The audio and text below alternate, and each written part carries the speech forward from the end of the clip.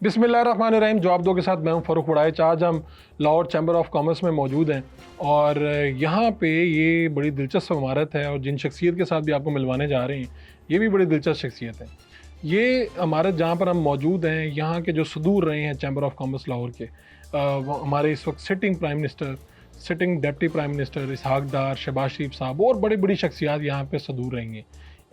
आज हम आपको लाहौर चैम्बर के 101वें सदर से मिलवाने जा रहे हैं और इनकी तकारीर, वीडियोस, बयानात सोशल मीडिया पे वायरल हैं। पाकिस्तान को गुर्बत से कैसे निकाला जा सकता है, field marshal general Asim Munir साहब से इनकी क्या मुलाकात हुई, तवील मुलाकात में क्या बातें हुई, पाकिस्तान के जो सियासतदान हैं वो ज़िम्मेदार हैं ये इस्टेब्लिशमेंट, फ़ौजी हुक्मरान भी देखे और सिविल भी जमहूरियत भी देखी, क्या बेहतर पाया इन्होंने। मियाँ अबूज़र शाह साहब आज हमारे मेहमान हैं, इन्हीं से इनकी ज़िंदगी की कहानी सुनते हैं। मियाँ साहब बहुत शुक्रिया आपने वक्त दिया। आपसे पहले भी 100 सदर आए हैं चैम्बर में, आपने आके क्या मुख्तलिफ किया, आप क्या समझते हैं कि आपके दौर में ऐसा क्या मुख्तलिफ हुआ कि आपको याद रखा जाएगा? बहुत शुक्रिया जी। असल में 100 साल में यहाँ पे सिलेक्शन होती थी, दादा सदर, बेटा सदर, पोता सदर, बाप सदर, बेटा सदर, भाई सदर, छोटा भाई सदर, दमाद सदर, ससुर सदर, इस तरह की पॉलिसी थी,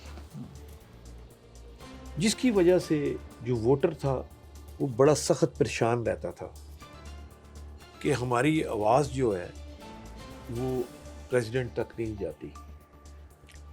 अल्हम्दुलिल्लाह 77 साल में हमने, मेरे ग्रुप ने, मेरे दोस्तों ने, मेरे बिजनेस लीडर्स ने मुझे पसंद किया और मैं 77 साल में पहली दफ़ा इलेक्ट होके आया हूँ, सिलेक्ट होके नहीं आया। बाकी सब भी इलेक्ट नहीं होते थे? नहीं, बाकी सिलेक्शन होती थी, हमेशा सिलेक्शन। इलेक्शन तो होते थे ना? इलेक्शन होते थे, सिलेक्शन पहले हो चुकी होती थी। अच्छा, तो ये पहली मरतबा ऐसा होगा? पहली दफ़ा पाकिस्तान की हिस्ट्री में, हिंदुस्तान पाकिस्तान की हिस्ट्री में 101 साल का मैं प्रेसिडेंट हूँ, 101 100 साल तक यहाँ पे हमेशा सिलेक्शन हुई थी। इवन के हमारे शहबाज शरीफ साहब भी सिलेक्ट होके आए थे, इलेक्ट होके नहीं। अच्छा जी, यहाँ पे इसहाक डार भी रहे, वो भी सिलेक्ट हुए? सिलेक्ट होके आए। वो पहले ही तय हो जाता था कि अगले साल ये फलाना बंदा सदर आएगा। इलेक्शन एक होता था लेकिन उससे पहले तय हुई होती थी चीजें कि कौन सदर होगा, सदर कौन होगा, एसवीपी कौन होगा, वीपी कौन होगा, ये तय होता था। तो अब जब आप चले जाएंगे तो ये कैसे तय होगा कि बाद में ये सिस्टम इस तरह से चलता रहेगा? सिस्टम इस तरह चलता है, देखिए लोगों ने एक सिस्टम के खिलाफ बगावत की है। लोगों ने पहली दफा किसी को सदर माना है कि ये सिलेक्टेड सदर सिलेक्ट होके आया है, ये इलेक्ट होके आया है, ये लोगों के वोटों से आया है, ताकत से आया है, अवाम की ताकत से आया है। जिसकी सबसे बड़ी मिसाल 19 जुलाई की हड़ताल है। उसने साबित कर दिया सिलेक्टेड और इलेक्टेड प्रेसिडेंट में क्या फ़र्क है। ये फ़र्क था बुनियादी, क्योंकि मैं हर वक्त दरवाजे खोल के बैठा हूँ, जो मर्जी आ जाए मेरे पास, कोई टाइम की ज़रूरत नहीं है। अगर मैं फ्री हूँ तो उसको वक्त उसी वक्त दूंगा। तो आप कह रहे हैं कि आपने दरवाजे खोल दिए। मैं आपकी गुफ्तगू सुनता रहता हूँ टीवी वगैरह पे, आप कहते हैं कि पाकिस्तान को ये ब्यूरोक्रेसी ने ख़राब कर दिया पकड़ के, वरना सब कुछ तो यार ठीक चल रहा था। देखिए मैं आपको एक बात बताऊँ, ब्यूरोक्रेसी की कहानी आज की नहीं है, ये 200 साल पुरानी कहानी है, 250 साल पुरानी कहानी है। ये ब्रिटिश एम्पायर जो थी उसका सूरज गुरूब नहीं होता था, इनकी पॉलिसियाँ ब्यूरोक्रेसी वाली थी। आज भी वहाँ पे भी ब्यूरोक्रेसी है। यूके में वो जो सूरज गुरूब नहीं होता था इनका, ब्रिटिश एम्पायर का, आज वो सिमट के सिर्फ इतना रह गया। दुनिया के नक्शे में यूके की हुकूमत का क्या साइज़ है? जो 200 साल पहले अरूज था, 250 साल पहले, क्यों ख़त्म हुआ? सिर्फ डिवाइड एंड रूल से दुनिया का निज़ाम नहीं चल सकता। ये डिवाइड एंड रूल की वजह से हुआ है। तो आज भी वही कवानीन चल रहे हैं, डिवाइड एंड रूल करके ब्यूरोक्रेसी यहाँ पे राज कर रही है। सर ब्यूरोक्रेसी राज कैसे करेगी? और उसका एक तरीकाकार उन्होंने बनाया है। बदकिस्मती ये है कि एक बंदा डॉक्टर बनता है तो वो CSS का इम्तहान देता है और वो नेस्पा का सेक्रेटरी लग जाता है। वो डेवलपमेंट के खाते में चला जाता है। एक बंदा इंजीनियरिंग करता है, वो सेक्रेटरी हेल्थ लग जाता है। यानी कि पॉलिसी, दुनिया में इस तरह की बेवकूफ़ाना पॉलिसियाँ नहीं हैं कि जहाँ पे राइट मैन राइट जॉब ना हो। देखिए फ़ौज में मेडिकल कोर अलग है, इंजीनियरिंग कोर अलग है, इन्फेंट्री अलग है, टैंक वाली अलग है, एयरफोर्स अलग है, नेवी अलग है। वो एक ज़हन तैयार किया जाता है कि इस बंदे ने इस साइड पे जाना है। ब्यूरोक्रेसी का कोई ज़हन तैयार नहीं, उनका काम है सिर्फ रूल करना कि दुनिया को कैसे नीचे दिखाना है, किस तरह आवाम को निचोड़ना है और किस तरह आवाम को तकलीफ में पहुंचाना है। वो कह रहे हैं वी आर पब्लिक सर्वेंट, एक तरफ ये लिखते हैं। आप लोग फील्ड मार्शल साहब से जाके मिले, ये मुलाकात आप लोगों की रिक्वेस्ट पे हुई, और ये क्या इस मुलाकात में ऐसी क्या डिस्कशन हुई? देखिए बहुत शुक्रिया, आपकी बात में बड़ा वज़न है। मुलाकात इसलिए हुई कि 19 जुलाई को जिस दिन हड़ताल अनाउंस की थी, मेरी बहन का जनाजा मेरे घर पे पड़ा था और मैं बिजनेस कम्युनिटी के लिए हड़ताल की प्रेस कॉन्फ्रेंस कर रहा था। ये जनाजा आपके घर पड़ा है और आप प्रेस कॉन्फ्रेंस कर रहे हैं? इधर 10:30 बजे प्रेस कॉन्फ्रेंस कर रहा हूँ, हड़ताल ज़रूर होगी। 1:30 बजे जनाजा हुआ और 2:30 बजे मैं इधर दोबारा हड़ताल के लिए बैठा था। बात यह है कि पूरी कौम को तबाह करने के लिए चल पड़े थे। अगरचे कानून 37A 1990 का कानून था, इस पे 25 जून 2025 को एक जजमेंट आई सुप्रीम कोर्ट की कि जनाब ये काला कानून है। तो 26 जून को कौमी असम्बली में बजट था, इन्होंने 37AA कर दिया उसे। अच्छा, पहले तो लोगों को बताएं कि ये है क्या। 37AA में आप किसी की असिस्टेंट कमिश्नर किसी भी बंदे को नोटिस दे के गिरफ्तार कर सकता है, उसी वक्त जाएगा गिरफ्तार कर लेगा और इन्वेस्टिगेशन शुरू करेगा। इसके ऊपर जब जजमेंट आ गई थी तो इन्होंने 37AA कर दिया। उसमें सेक्शन 9 में उन्होंने ये लिखा कि हम बगैर नोटिस के अरेस्ट कर लेंगे। अब इंशाल्लाह फील्ड मार्शल साहब से जो बात हुई तो वो भी बड़े हैरान हुए और फिर हमारी 7 मीटिंगें हुई FBR में इस मुलाकात के बाद। जी, फिर जाके रूल ऑफ गेम तय हुआ। अब 3 बंदे FBR के होंगे, ठीक है, और any chamber, Lahore chamber, Karachi chamber, Sialkot chamber का सदर वो अरेस्ट कमेटी में वारंट साइन करेगा। ये पहली दफ़ा पाकिस्तान की तारीख में, 101 साल की तारीख में, ये मैंने करवाया है, अल्लाह ने करवाया है और मेरे दोस्तों ने करवाया है जिन्होंने हड़ताल की थी। यानी उस कमेटी में जो किसी भी चैम्बर का सदर होगा वो भी शामिल होगा। उसके बगैर दक्षतों के अरेस्ट गिरफ्तार नहीं हो ही नहीं सकता बंदा। तो इस तरह तो आप अपने किसी साथी को गिरफ्तार ही नहीं होने देंगे? नहीं, जो गलत आदमी है उसके लिए बकायदा टीम बनेगी। अगर वो चोर है, हम चोर के साथ नहीं हैं, हम टैक्स चोर के साथ नहीं हैं, हम फ्रॉडिये के साथ नहीं हैं। जो टैक्स चोरी कर रहा है, जो फ्रॉड कर रहा है, जो धोखा दे रहा है इस कौम को, हम उसके साथ नहीं हैं। और जो टैक्स पेयर नहीं है, हम उसके साथ नहीं हैं। लाहौर चैम्बर में मेंबर ही वो हो सकता है जो टैक्स पेयर हो। ऐसी कोई मिसाल है कि आपने आके कोई ऐसा एहतसाब किया हो कि हम कह सकें कि हाँ भाई, बिजनेस कम्युनिटी भी अपने अंदर जो बंदा ठीक नहीं होता उसको ऐसे कर देते हैं? बिल्कुल एहतसाब का है, बिल्कुल मिसाल है। देखें, मेरे से हमारे ग्रुप के लोगों ने गलत रिकमेंडेशन लेटर लिए वीज़ा के लिए, तो मैंने FIA को लेटर लिखा है 7 तारीख को।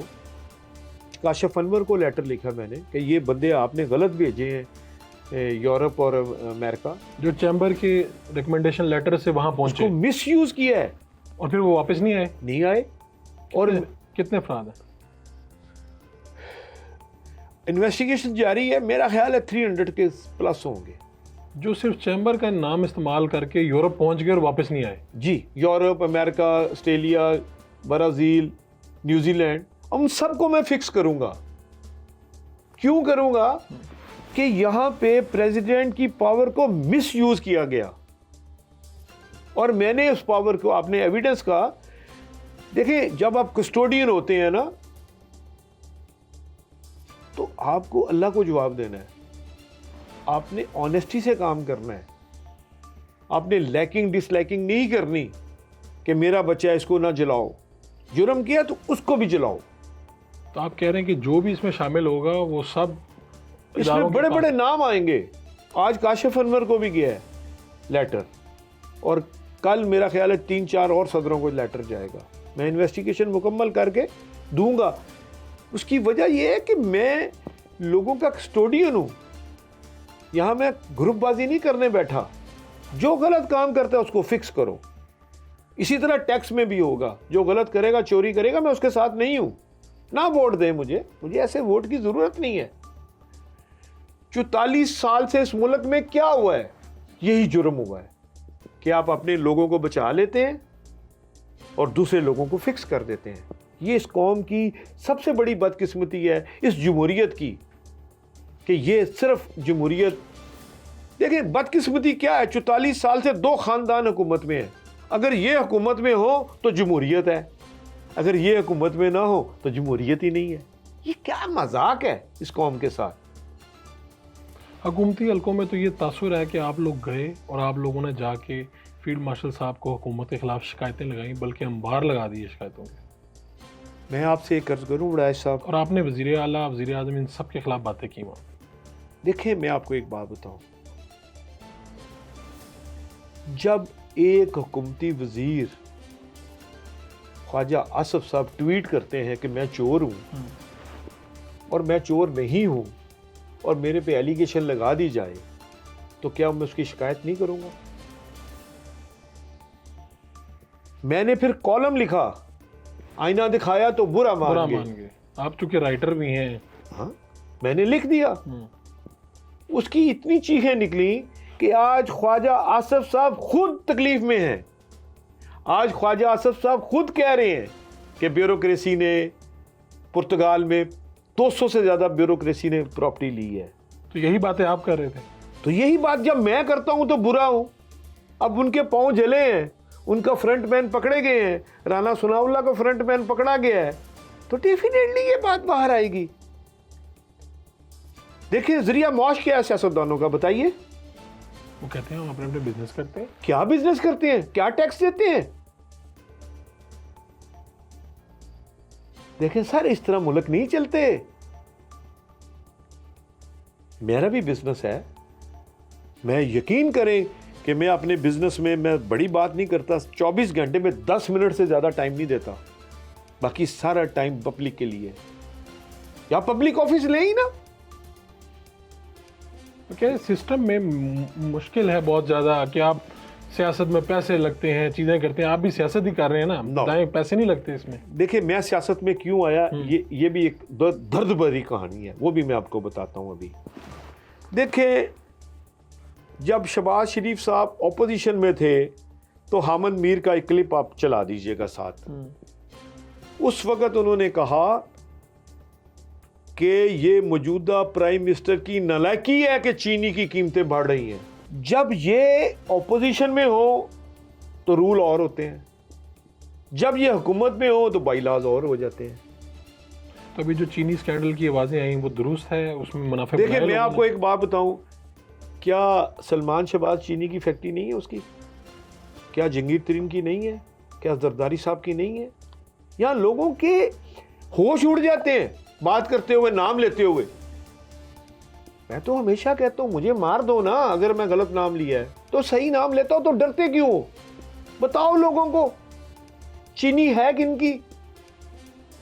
8 आने किलो की चीनी की कीमत बढ़ी थी अयूब खान के टाइम पे, तो जो अयूब खान को कहा गया सबको पता है क्या अल्फाज अयूब खान के बारे में कहे गए थे। गुफ्तगू चल रही है जी, इनका ख्वाजा आसिफ साहब के साथ भी एक फटा हुआ था, फिर क्या इन्होंने कुछ शिकायत की उनकी? एक short commercial break. Welcome back. Khawaja Asif साहब पे जो बुरा वक्त आ रहा है या उनको मुश्किलात आ रही हैं, उसमें आप लोगों का कंट्रीब्यूशन तो नहीं कि आपकी शिकायत से बात फिर बिगड़ना शुरू हो गई? नहीं देखिए मैं आपको एक बात बताऊं, जब ईद का चांद नजर आता है सबको नजर आ जाता है। आप बताएं तो सही किसी को, ये कर क्या रहे हैं दूध के दुले हुए। 1991 में इनकी टोटल वर्थ 51 लाख थी ख्वाजा आसिफ साहब की।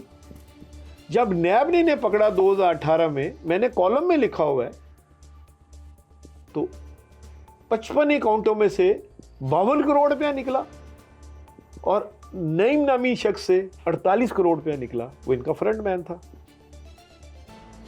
एक बंदा बैंकर हो और अकामे पे काम कर रहा हो, वो आके इस मुल्क में वजीर दफा भी लग जाए, भाई वहां पे तो वो ये जॉब कर रहा है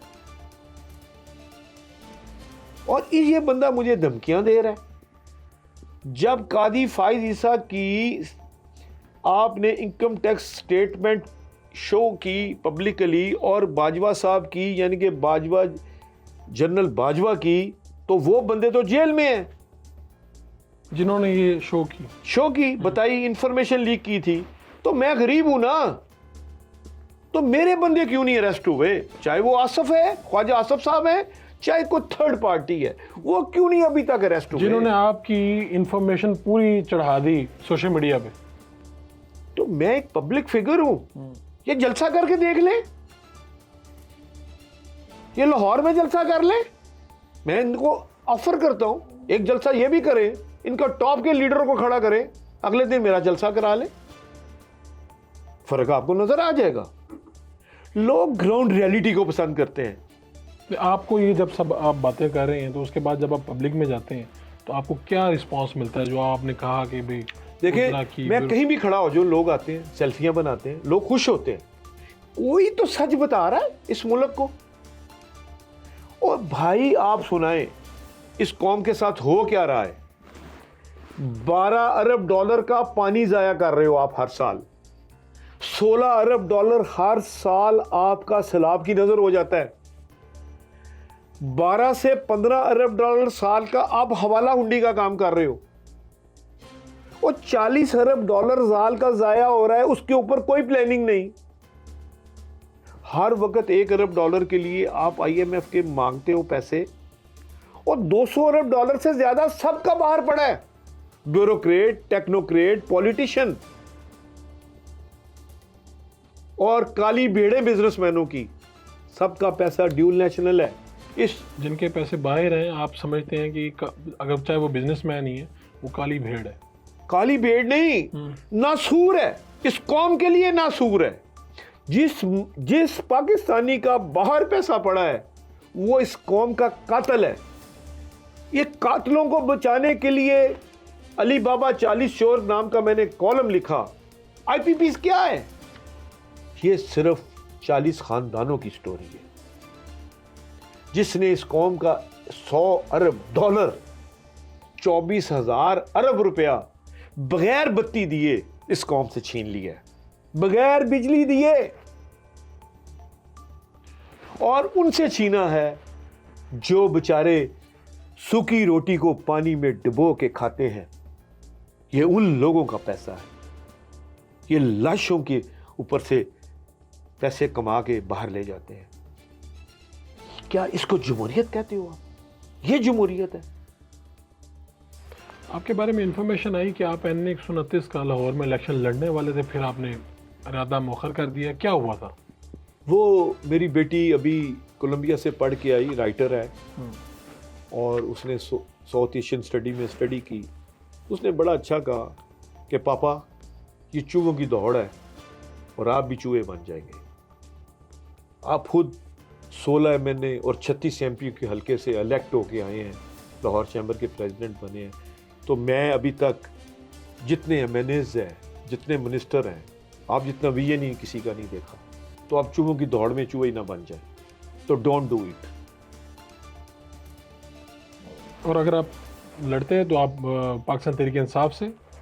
देखिए, लोग कहते हैं कि मैं तरीके इंसाफ में हूँ। मैं यकीन करो आज तक इमरान खान से नहीं मिला, सिर्फ एक दफ़ा मिला था 96 में। अच्छा। वो भी डोनेशन दिया था शौकत खानम के लिए। मेरी कोई तस्वीर इमरान खान के साथ नहीं है।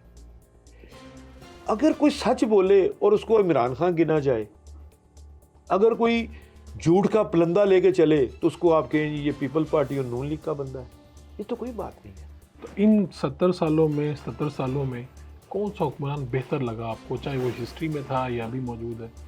जिसकी देखिए जी, पॉलिसियां बेहतर थी मुल्क के मैं लिए। आपको एक बात बताऊं जी, अयूब खान साहब बहुत अच्छे थे, बड़ी अच्छी पॉलिसी थी, मगर जो पानी बेच गए इस मुल्क का बंजर कर गए।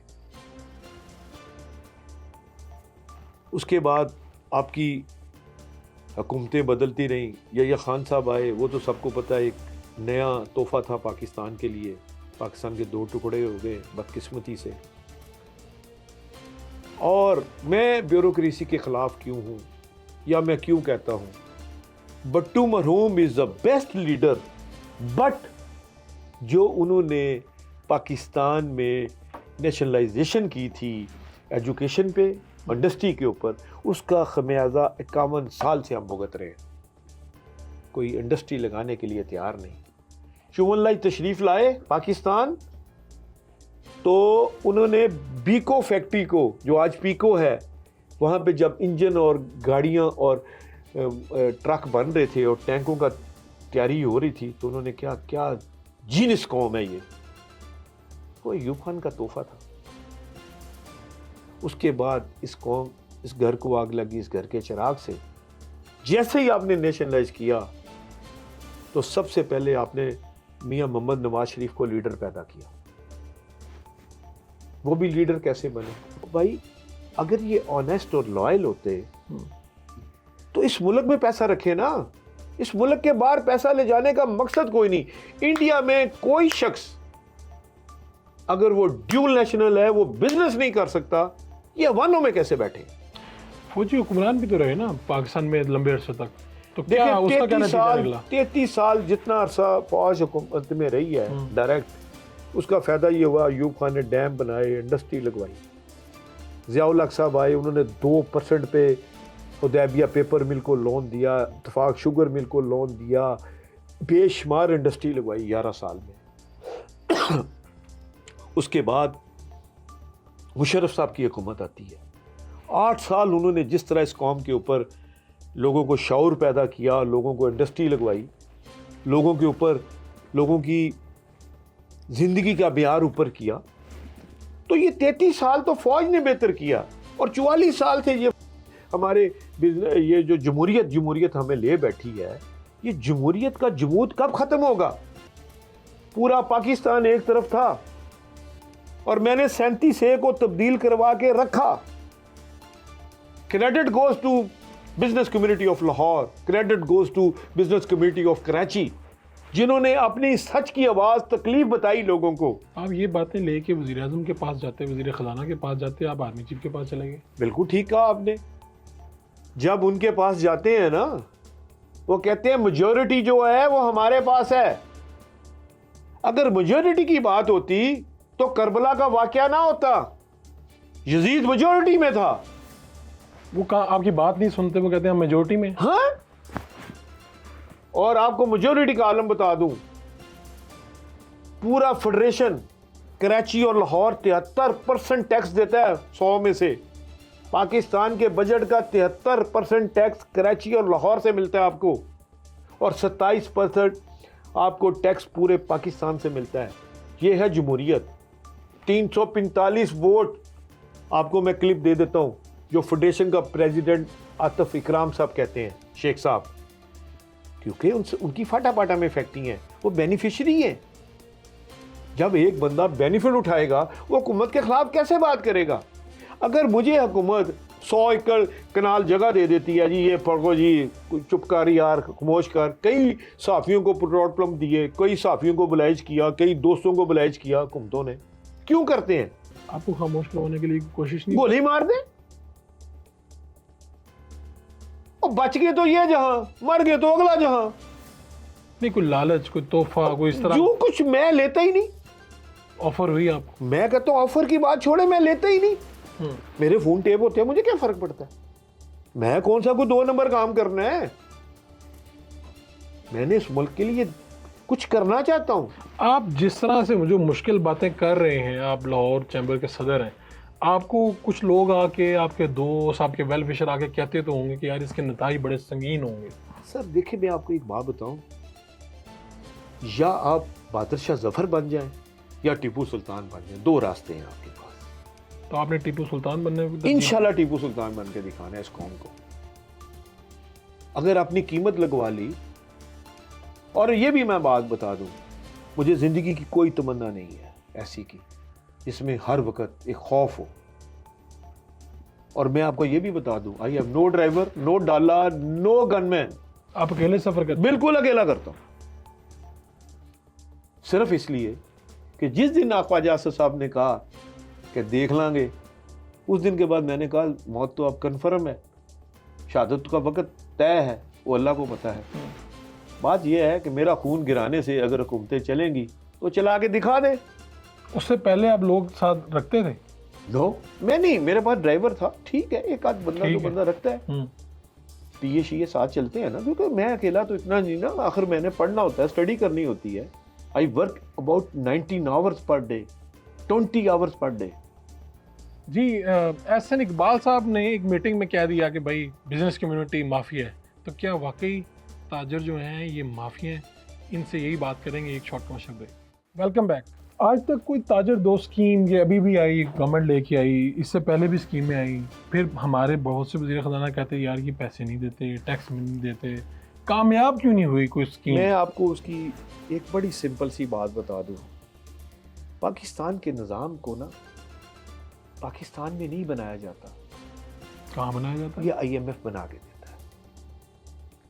यही तो बदकिस्मती है इस मुल्क की कि आप अपने ऊपर कुछ कर नहीं सकते। इंडिया 8.5% हाईएस्ट सेल टैक्स है इंडिया में। हमारे यहाँ हाईएस्ट सेल टैक्स पता है कितना है? कितना है? 18% एक, नॉन फाइलर के लिए 22% और 5.5% इनकम टैक्स। आप 30% टैक्स लगाते हैं, तो चोरी ना होगी तो क्या होगा? दरअसल बात यह है कि पॉलिटिशियनों का काम है पॉलिसीज बनाना। आज 51 साल हो गए हैं बड़ाइश साहब, आपका एजुकेशन सिस्टम क्यों तबाह हो गया है? ये जो बड़े बड़े प्राइवेट स्कूल बन गए हैं, ये क्यों बने? अगर आप सिर्फ सिस्टम ठीक करना चाहते हैं एजुकेशन का, तो आज आप ये नाफिज कर दें, कोई सरकारी मुलाजिम अगर वो सरकारी स्कूल का नहीं पढ़ा हुआ, वो इम्तिहान में ही अपीयर नहीं हो सकता, तो एजुकेशन ठीक हो जाएगी। आज ही ये ऐलान कर दें कि हमने अपना मेडिकल सिस्टम ठीक करना है, तो आप ऐलान कर दें कि कोई बिजनेसमैन, कोई पॉलिटिशियन, कोई ब्यूरोक्रेट प्राइवेट अस्पताल में नहीं जा सकता, तो आपका हॉस्पिटल सिस्टम ठीक हो जाएगा। आप करना नहीं चाहते, आप गरीब को जलील कर रहे हैं। और इस वक्त आज की मैं बात बता दूं, 33 माह पहले 35% गुर्बत थी, आज 45% है 33 माह में। यानी इस अब गवर्नमेंट का टेन्योर ही इसे हम कंसीडर करते हैं। आप केयर टेकर से लेके आज तक 33 माह में आपकी गुर्बत 45% हो गई है। तो ये तो बताया जा रहा था कि भाई अशारिये बेहतर हो रहे हैं, चीज़ें बेहतर हो रही हैं, आप कह रहे हैं कि बात ख़राब हो गई है। देखें, लोग कहते हैं स्टॉक एक्सचेंज ऊपर चलेगी जी, ओके। जब स्टॉक एक्सचेंज 50,000 प्लस थी, उस वक्त डॉलर 100 का था, ठीक है। अब 3 से ज़रब दे दे तो 1,50,000 इंडेक्स होनी चाहिए। वो तो डिवैल्यूएशन की वजह से आपकी मार्केट ऊपर गई है। भाई आप लोगों को बताएं ना असल बात क्या है। देखें, फर्क किया, आपके वालिद साहब ने या दादा अबू ने एक घर लिया लाख रुपए का, आज वो 1 करोड़ का हो गया है। तो लाख रुपए का जब उन्होंने लिया था, सोना 300 रुपए तोला था। अब जो करोड़ का भी हो गया ना, तो उतना सोना नहीं मिलेगा आपको। इसको डिवैल्यूएशन कहते हैं। डिवैल्यूएशन क्यों होती है? जब आपकी पॉलिसीज बेहतर नहीं हो। जब आप पॉलिसीज बेहतर नहीं बनाते। असेंबली में ये क्या कर रहे हैं? क्या इन्होंने असेंबली में 200 अरब डॉलर जो पाकिस्तानियों का ज्यादा पड़ा है, 200 अरब डॉलर, क्या उन्हें पाकिस्तान लाने के लिए सोचा है? जो पाकिस्तानियों की जिदादें बाहर पड़ी हैं, पॉलिटिशियनों की, ब्यूरोक्रेट्स की, मिलिट्री इस्टेब्लिशमेंट की या किसी की भी पड़ी हैं, या काली भेड़ें जो बिजनेस कम्युनिटी उनकी बाहर पड़ी हैं, क्या उनको लाने के लिए कोई असेंबली में डिस्कशन हुई है? नहीं।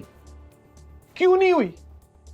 आपने नैब के केसेस खत्म कराने हो तो आप डिस्कशन कर रहे हैं, आपने कोई कानून गलत पास कराना हो तो आप ऑर्डिनेंस के ले आते हैं। और भाई जो इसकी ट्रू प्रॉब्लम है आप उसकी तरफ नहीं जा रहे। इस वक्त 2.25 करोड़ बच्चा स्कूल से बाहर है। क्या अभी किसी ने सोचा है? 11 करोड़ लोग रात को खाना एक टाइम का नहीं खा रहे। कभी सोचा है इसके बारे में? पाकिस्तान में 11 करोड़ लोग रात का खाना नहीं खाते, एक टाइम का खाना खा रहे हैं। एक टाइम का? जी। आप कहां बैठे हैं? आप सोचो तो सही, हो क्या रहा है? गरीब गरीब तर होता जा रहा है और अमीर अमीर तर होता जा रहा है। बिजनेसमैन जो है आमतौर पे ये समझा जाता है कि शायद वो इस तरह से बहादुरी से जवान मर्दी से बातें नहीं करता।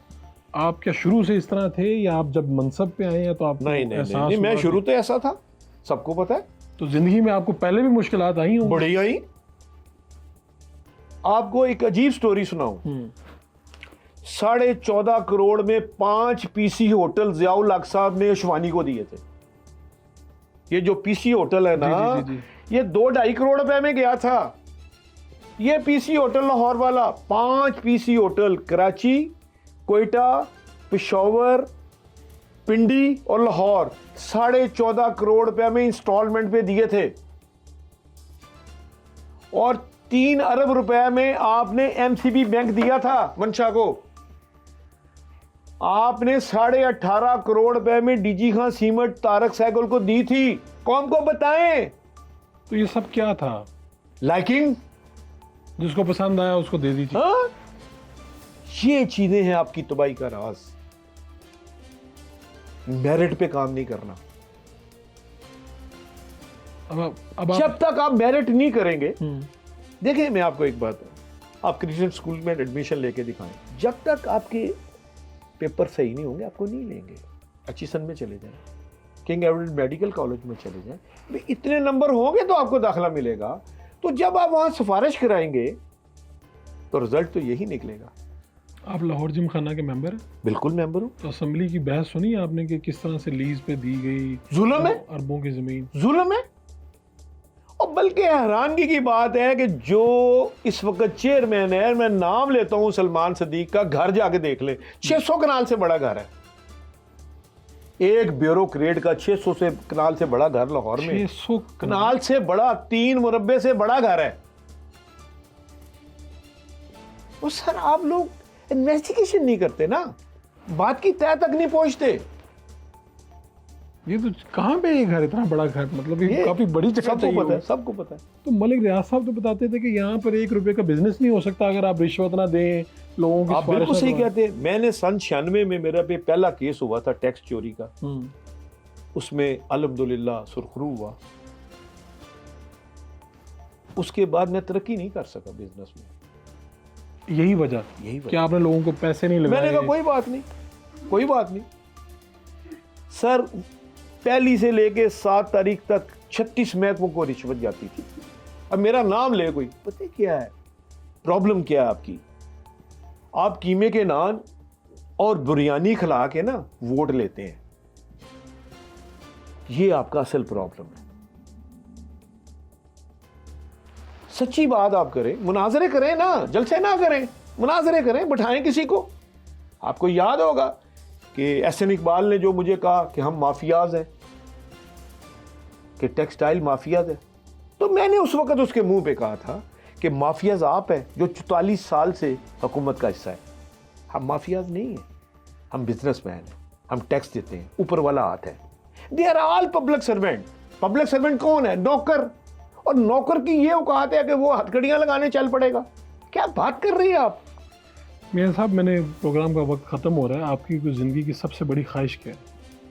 इस मुल्क के लिए कुछ करना, गुर्बत से कैसे निकालना, इसके ऊपर बात करेंगे। आपका अगला प्लान क्या है? जब आप सदर नहीं होंगे तब आप क्या कर रहे होंगे? देखिए जी, मैं कुछ भी कर रहा हूँ, मगर गुर्बत के लिए कोई प्लानिंग जरूर दूंगा कि पाकिस्तान को गुर्बत से कैसे निकालना है। देखें 40 अरब डॉलर साल का पानी ज़ाया और सैलाब और स्मगलिंग की सूरत में कर। आपको हैरानगी की बात बताऊं, 25 अरब डॉलर हमने अभी तक 110 अरब dollar under invoicing, Afghan trade और मिस डिक्लेरेशन पे इस कौम को नुकसान पहुंचाया। पिछले 15 सालों में 225 अरब डॉलर आपने नुकसान कर दिया इस कौम का। तो ये जा किधर रहा है ये नुकसान? 130 अरब डॉलर से ज्यादा, 135 और 30 अरब डॉलर के करीब आपके कर्जे हैं। और आपको एक और हैरानगी की बात बताऊं, ये FBR वाले पिछले साल इनका 58 अरब 40 करोड़ रुपए इनकी तनख्वाही थी। ठीक है। इन्होंने इतनी एफिशिएंसी की, इस साल 40% इन्होंने तनख्वाहें बढ़ाई अपनी। इस वक्त 84 अरब के करीब इनकी तनख्वाहें हैं। यानी कि ये वह दुनिया का अपना FBR अदारा है कि जिसने 40% अपनी तनख्वाहें बढ़ाई हैं। आप कहते हैं FBR के बगैर मुल्क चलते हैं, हमें क्या जरूरत है FBR की? बिल्कुल चल सकता है। कैलकुलेशन कैसे इस्लाम होगी? 900 साल बगैर FBR के चला है ना, 2.5% पे चला है ना। तो बड़ा मिसाली से निज़ाम। चले आप दुबई को ले लें, दुबई ने तरक्की 2.5% पे की है ना। दुबई ने ये 30% टैक्स पे तो तरक्की नहीं की, 2.5% पे तरक्की की है। अब जाके उन्होंने 5% किया है। चले सारी बात छोड़े, अफगानिस्तान $0 था, आज 13 अरब डॉलर कहां से आ गया? बगैर ब्यूरोक्रेसी की तरक्की की है ना। ये लोग अपनी जिम्मेदारी महसूस करते हुए पैसे देते हैं, खुद देते हैं। देखिए मैं आपको एक बात बताऊं, अगर आप किसी का हक खा जाएंगे ना, वो टैक्स नहीं देगा आपको। इस मुल्क में जो फकीर है वो भी टैक्स देता है। वो आप पूछें कैसे? जब वो सुबह पानी खोल लाइट जलाता है ना बाथरूम की, तो बिजली का टैक्स देता है। जब वो पानी खोलता है बिजली का पानी का टैक्स देता है। जब वो नहाता है तो ड्रेन टैक्स वासा को देता है। जब वो साबुन इस्तेमाल करता है तो वो टैक्स देता है। जब वो टॉवल इस्तेमाल करता है उस पर टैक्स देता है। जब वो टूथपेस्ट इस्तेमाल करता है उस पर टैक्स देता है। जब वो जूते पहनता है उस पर टैक्स देता है। जब वो कपड़े पहनता है वो टैक्स देता है। आप कैसे कहते हैं पाकिस्तानी कौम टैक्स नहीं दे रही? मैं तो उस बंदे की बात कर रहा हूँ जो मांग के खाना खाता है, वो भी टैक्स देता है। आपका लेने का तरीकाकार गलत है। ठीक है, बहुत बहुत शुक्रिया आपका मियां अब्दुल शाह साहब, आपने वक्त दिया।